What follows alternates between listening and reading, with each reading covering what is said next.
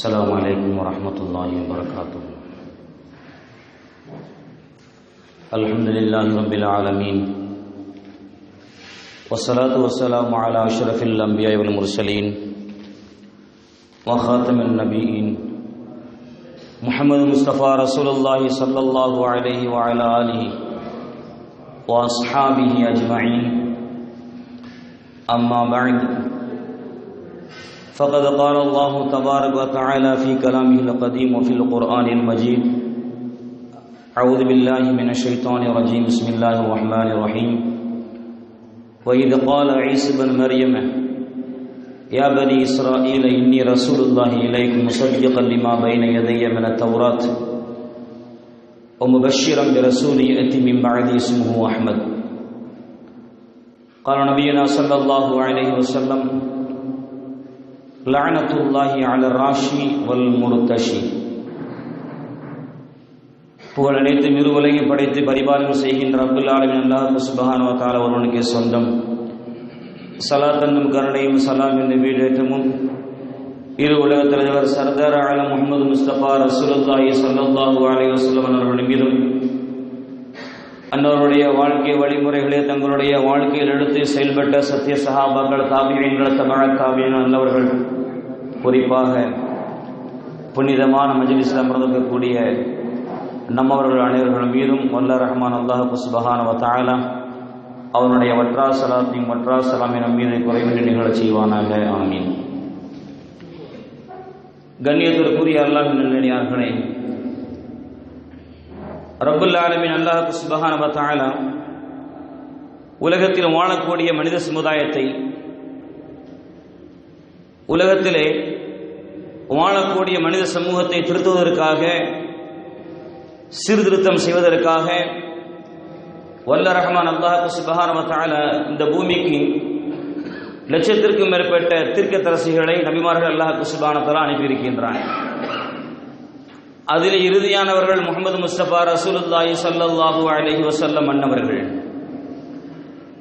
ரப்புல் ஆலமீன் அல்லாஹ் சுப்ஹானஹு வ தஆலா பெருமானார் ஸல்லல்லாஹு அலைஹி வஸல்லம் அவர்களை இந்த உலகத்திற்கு அனுப்பி அவர்களுக்கு ஒரு முஅஜிஸாவாக, ஒரு அற்புதமாக குர்ஆன் ஷரீஃபை அல்லாஹ் சுப்ஹானஹு வ தஆலா இறக்கி வைத்திருக்கின்றான். கியாம நாள் வரையில் வரக்கூடிய மக்களுக்கு, கியாம நாள் வரையில் வரக்கூடிய மக்களுக்கு எல்லா விதமான தீர்வுகளையும், எல்லா பிரச்சனைகளுக்கும் குர்ஆனிலே விடை கொடுக்கும் முகமாக அல்லாஹ் சுப்ஹானஹு வ தஆலா இறக்கி வைத்திருக்கின்றான். குடும்பவியல் சம்பந்தப்பட்டதா குர்ஆனிலே விடை இருக்கின்றது. நிர்வாகம் சம்பந்தப்பட்டதா குர்ஆனிலே விடை இருக்கின்றது. அல்லது விஞ்ஞானம் சம்பந்தப்பட்ட விஷயமா குர்ஆனிலே இருக்கின்றது. அரசியல் சம்பந்தப்பட்ட விஷயமா குர்ஆனிலே இருக்கின்றது. அரசியல் சொன்ன உடனே ஒரே விஷயம் ஞாபகம் வருது. ரப்புல் ஆலமீன் அல்லாஹ் சுப்ஹானஹு வ தஆலா இந்த வசனத்தை சொல்லி காமிக்கின்றான். وَإِذْ قَالَ عِيسَى ابْنُ مَرْيَمَ يَا بَنِي إِسْرَائِيلَ إِنِّي رَسُولُ اللَّهِ إِلَيْكُمْ مُصَدِّقًا لِمَا بَيْنَ يَدَيَّ مِنَ التَّوْرَاةِ وَمُبَشِّرًا بِرَسُولٍ يَأْتِي مِن بَعْدِي اسْمُهُ أَحْمَدُ. அல்லாஹ் சொல்லி காமிக்கின்றான். இன்றைய காலகட்டத்தில் அரசியல் வாழ்க்கை நடத்தி கொண்டிருக்கக்கூடியவர்கள், மக்களை பக்குவப்படுத்திக் கொண்டிருக்கக்கூடியவர்கள், அவர்களுக்கு ஒரு அழகான ஒரு முன்னுதாரணத்தை அல்லாஹ் சுப்ஹானஹு வ தஆலா இந்த ஆயத்தின் மூலம் சொல்லி காமிக்கின்றான். ஒன்று, பெருமானார் ஸல்லல்லாஹு அலைஹி வஸல்லம் அவர்கள் இதற்கு பின்னால் வருவார்கள் என்ற ஒரு முன்னறிவிப்பு, ஒரு நற்செய்தி. அதே போன்று இந்த ஆயத்தினுடைய இன்னொரு விளக்கத்தை நாம் பார்த்தோம் என்று சொன்னால், உலகத்தில் யார் யாரெல்லாம் அரசியல் நடத்தி கொண்டிருக்கின்றார்களோ, அரசாங்கத்தில் இருந்து கொண்டிருக்கின்றார்களோ, அவர்களெல்லாம் மக்களுக்கு மத்தியிலே நடைமுறையில் இருக்கக்கூடிய சட்டங்கள், மக்களுக்கு மத்தியிலே நடைமுறையில் இருக்கக்கூடிய சட்டங்களை மாற்றி அமைக்க வேண்டும் என்று சொன்னால், அதாவது புதிய ஒரு சட்டத்தை கொண்டு வந்து பழைய சட்டத்தை இல்லாமல் ஆக்க வேண்டும் என்று சொன்னால், முதலாக அவர்கள் எடுக்கக்கூடிய நடவடிக்கை என்ன தெரியும்? அல்லாஹ் சொல்லி காமிக்கின்றான், முன்னெச்சரிக்கை. மக்களுக்கு அதை பற்றி உண்டான முதலாக விழிப்புணர்வை ஏற்படுத்த வேண்டும். விழிப்புணர்வை என்ன செய்ய வேண்டும்? ஏற்படுத்த வேண்டும். இப்பொழுது நடைமுறையில் இருக்கக்கூடிய சட்டங்கள் காலவாரியாகிவிட்டது. இனிமேல் அந்த சட்டங்கள் செல்லுபடி ஆகாது. இனிமேல் நான் சொல்லக்கூடிய சட்டங்கள், நாம் இயற்றக்கூடிய சட்டங்கள் தான் இனிமேல் நடைமுறையில் இருக்கும் என்பதை முதலாக மக்களுக்கு மத்தியில் முன்னறிவிப்பு, விழிப்புணர்வை ஏற்படுத்துவது ஒவ்வொரு அரசியல்வாதி மீதும் கடமை. ரப்புல் ஆலமீன் அல்லாஹ் சுப்ஹானஹு வ தஆலா இந்த விஷயத்தின் மூலமாக, இந்த ஆயத்தின் மூலமாக முன்னெச்சரிக்கை சொல்லி காண்பிக்கின்றான். எப்படி? وَإِذْ قَالَ عِيسَى ابْنُ مَرْيَمَ يَا بَنِي إِسْرَائِيلَ, மரியமுடைய மகன் ஈசா அலைஹிஸ்ஸலாத்து வஸ்ஸலாம் அவர்கள் தங்களுடைய சமூக மக்களிடத்தில் சொல்லி காண்பிக்கின்றார்கள், இன்னி ரசூலுல்லாஹி இலைக்கும், நான் உங்கள் பக்கம் அனுப்பப்பட்ட தூதராக இருக்கின்றேன். முஸத்திகல் லிமா பைன யதைய மினத் தௌராத், தௌராத்தை நான் உண்மைப்படுத்தியவனாகும். ஓ முபஷ்ஷிரன் பிரசூலி யஅதி மின் பஅதி இஸ்முஹு அஹ்மத், அல்லாஹ் சொல்லி காண்பிக்கின்றான், எனக்கு பின்னால் ஒரு நபி வருவார்கள், எனக்கு பின்னால் அஹ்மது முஹம்மது என்ற பெயருடைய ஒரு நபி வருவார்கள் என்ற ஒரு முன்னெச்சரிக்கையை, விழிப்புணர்வை செய்தனா ஈசா அலைஹிஸ்ஸலாத்து வஸ்ஸலாம் அன்னவர்கள் மூலமாக ரப்புல் ஆலமீன் வெளிப்படுத்தி காமிக்கின்றான். என்ன விழிப்புணர்வு? செய்தனா ஈசா அலைஹிஸ்ஸலாமுடைய காலகட்டத்தில் அல்லாஹ் சுப்ஹானஹு வ தஆலா ஈசா அலைஹிஸ்ஸலாமுடைய நாவின் மூலமாக என்னுடைய சட்டங்கள் மிக விரைவில் காலவாதியாகிவிடும், என்னுடைய சட்டங்கள், இப்போது நடைமுறையில் இருக்கக்கூடிய சட்டங்கள் இனி போகக்கூடிய காலங்களில் என்ன செய்யப்படும்?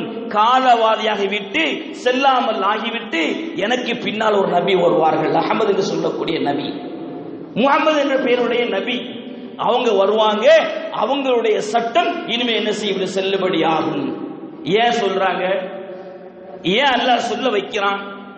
அன்னையில் இருந்து அதற்கு பின்னால் வரக்கூடிய அத்தனை பேர்களுமே முன்னெச்சரிக்கையாக, ஜாக்கிரதையாக, உஷாராக இருக்க வேண்டும் என்பதற்காக வேண்டித்தான் 500 வருடத்திற்கு பின்னால் வரக்கூடிய முஹம்மது முஸ்தபா ரசூலுல்லாஹி ஸல்லல்லாஹு அலைஹி வஸல்லம் அவர்களை பற்றி செய்தனா ஈசா அலைஹிஸ்ஸலாம் சொல்லி காண்பிக்கின்றார்கள். எனக்கு பின்னால் அஹ்மது என்ற பெயருடைய, முஹம்மது என்ற பெயருடைய ஒரு நபி வருவார்கள், என்னுடைய சட்டம் அப்பொழுது காலாவதியாக ஆகிவிடும். இப்பொழுது மக்கள் உஷார் ஆவார்களா இல்லையா? விழிப்புணர்வு அடைவார்களா இல்லையா? அதைத்தான் அல்லாஹ் சொல்லி காண்பிக்கின்றான்.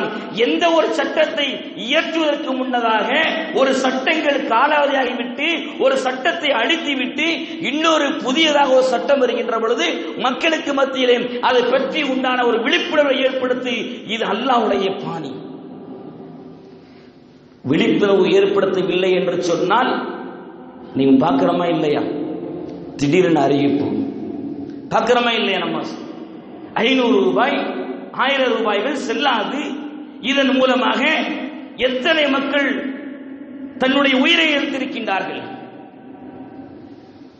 எத்தனை ஏழை மக்கள் திருமணம் செய்ய முடியாமல் தவித்துக் கொண்டிருக்கின்றார்கள், எத்தனை ஏழை மக்கள் புது வீடு கட்டி அதை திறப்பதற்கு பணம் இல்லாமல் இருந்து கொண்டிருக்கின்றார்கள். இந்த காசு பரிமாற்றம் இருக்கின்றது, அது இப்போ ஏற்பட்டதல்ல. செல்லா காசானது இப்போ மட்டும் இல்ல, இதற்கு முன்னதாக இது 2வது தடவை என்ன செய்யப்பட்டிருக்கிறது? செல்லா காசு என்ன செய்ய அறிவிக்கப்பட்டிருக்கின்றது. 1938 ஆங்கிலேய அரசு காலத்தில் 5000 நோட்டுகள், 10,000 நோட்டுகள் என்ன செய்யப்பட்டது? முதலாக மக்களுக்கு மத்தியிலே விநியோகம் செய்யப்பட்டது. அதற்கு பின்னால 1978 அன்றைய பிரதமராக இருந்த மொரார்ஜி தேசாய் என்று சொல்லக்கூடிய பிரதமர், இவர் என்ன செய்யறாரு சொன்ன, கருப்பு பணத்தை ஒழிக்க போறதாக சொல்லி என்ன செய்தாரு? 5000 நோட்டு, 10,000 நோட்டு, 1000 நோட்டு செல்லாதுன்னு சொல்லி காண்பித்தார். அன்னைக்கு மொரார்ஜி தேசாய் இட்ட அந்த தடை இருக்கின்றதை, அந்த தடைக்கும் இப்பொழுது நிகழ்காலத்தில் இருக்கக்கூடிய பிரதமர் இட்ட தடைக்கும் என்ன வித்தியாசம் தெரியுமா? மொரார்ஜி தேசாய் விட்ட அந்த தடை இருக்கின்றதே, அந்த தடை சாமானிய மக்களை, ஏழை மக்களை பாதிக்கவில்லை. மொரார்ஜி தேசாய் அவர் விடுத்த தடை இருக்கின்றதே, அந்த தடை சாமானிய மக்களை, ஏழை மக்கள் என்ன செய்யவில்லை, பாதிக்கப்படவில்லை. ஆனால் இன்னைக்கு தடை செய்யப்பட்டிருக்கிற அந்த செல்லா காசு இருக்கிறது, இதனால் அதிகமாக பாதிக்கப்பட்டது, அதிகமாக சின்னாபின்னமாக்கப்பட்டது, அதிகமாக உயிரை இழக்க செய்தது ஏழை மக்களை தான். நம் செய்தியில் பார்த்து கொண்டிருக்கின்றோமா இல்லையா? மக்களுக்கு மத்தியில் ஒரு சட்டங்கள் காலாவதாகி இன்னொரு புதிய சட்டங்கள் ஏற்படுத்துகின்ற பொழுது முதலாக அந்த சட்டத்தை பற்றி முன்னறிவிப்பு, அந்த சட்டத்தை பற்றி விழிப்புணர்வை நாம் என்ன செய்ய வேண்டும், அரசியல்வாதிகள் என்ன செய்ய வேண்டும், மக்களுக்கு மத்தியிலே சொல்லி காமிக்க வேண்டும். அதற்கு பின்னால் தான் புதிய ஒரு சட்டத்தை கொண்டு வர வேண்டும். இன்னைக்கு இந்த சட்டம் போட்டதுனால இந்த அரசாங்கம் கருப்பு பணத்தை ஒழித்ததோ இல்லையோ, கருப்பு பணத்தை ஒழித்ததோ இல்லையோ, அல்லது ஊழலை ஒழித்ததோ இல்லையோ, மக்களுக்கு மத்தியிலே திருட்டுத்தனத்தையும், மக்களுக்கு மத்தியிலே அயோக்கியத்தனத்தையும், மக்களுக்கு மத்தியிலே வரிப்பறி அதாவது வழிப்பறி கொள்கையையும், எல்லாற்றுக்கும் மேலாக வங்கியிலே உள்ளே நுழைந்து பொதுமக்கள் திருடக்கூடிய அளவிற்கு இந்த சட்டங்கள் செய்யப்பட்டிருக்கு, ஏற்றப்பட்டிருக்கு என்று சொன்னால், இது அயல் நாட்டுக்காரர் பார்த்தா என்று சொன்னால் எப்படி வைக்கப்படுவார்? சமீபத்தில் ஒரு செய்தி வந்துச்சு, நியூஸ் வந்துச்சு. என்ன சொன்னா, வெளிநாட்டில் இருந்து என்ன செய்திருக்காரு, சுற்றுலா வந்திருக்காரு இங்க இந்தியாவுக்கு. வந்தவர்கிட்ட கையில காசு இல்லை, செல்லுபடியாக 500 நோட்டு 1000 நோட்டு செல்லாகல.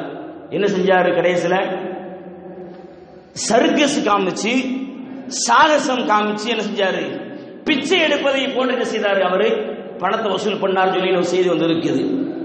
எவ்வளவு பெரிய ஒரு கேவலத்திற்கு இந்திய நாடு அளக்கப்பட்டிருக்கின்றது, எவ்வளவு பெரிய இழிவிற்கு இந்த இந்திய நாட்டை கொண்டு சென்றிருக்கின்றார்கள், சிந்தித்து பார்க்க வேண்டாமா? ஆக ரப்புல் ஆலமீன் அல்லாஹ் சுப்ஹானஹு சொல்லக்கூடிய செய்தி என்ன தெரியுமா? ஒரு சட்டங்கள் காலாவதாகி இன்னொரு புதிய சட்டங்கள் ஏற்படுத்துகின்ற பொழுது முதலாக கொண்டு வரக்கூடிய அந்த புது சட்டத்தை பற்றி மக்களுக்கு மத்தியில் என்ன செய்ய வேண்டும், விழிப்புணர்வை ஏற்படுத்த வேண்டும், முன்னறிவிப்பு செய்ய வேண்டும். அதன் மூலமாக மக்களை உஷார்படுத்த வேண்டும், மக்கள் என்ன செய்ய வேண்டும், ஜாக்கிரதையாக இருக்க வைக்க வேண்டும் என்பது தான் அல்லாஹ் சொல்லக்கூடிய இந்த ஆயத்தினுடைய கருத்து. ரப்புல் ஆலமீன் அல்லாஹ் சுப்ஹானஹு வ தஆலா உலகத்தில் வாழுகின்ற பொழுது அல்லாஹ்வும் ரசூலும் எந்த வழியை காட்டியிருக்கிறார்களோ, எந்த வழியை சொர்க்கத்தினுடைய வழி என்று இனம் காட்டியிருக்கிறார்களோ அந்த வழியின் பிரகாரம் நம்மை முழுமையாக அர்ப்பணித்தோம் என்று சொன்னால் ரப்புல் ஆலமீன் அல்லாஹ் சுப்ஹானஹு வ தஆலா நம்மை இம்மேலும் சரி மறுமையிலும் சரி வெற்றி பெற்றவர்களாக ஆக்குவான். ரப்புல் ஆலமீன் அல்லாஹ் சுப்ஹானஹு வ தஆலா அந்த உயர்ந்த பாக்கியத்தை உலக முஸ்லிம்கள் அத்தனை இவர்களுக்கும் தந்தரல் புரிவானாக என்று நல்ல ஒரு துஆவோடு வாய்ப்புக்கு நன்றி கூறி உரையை முடிக்கின்றேன். வாஹிர் தஅவானா அனில் ஹம்துலில்லாஹி ரப்பில் ஆலமீன். அஸ்ஸலாமு அலைக்கும் வரஹ்மத்துல்லாஹி வபரகாத்துஹு.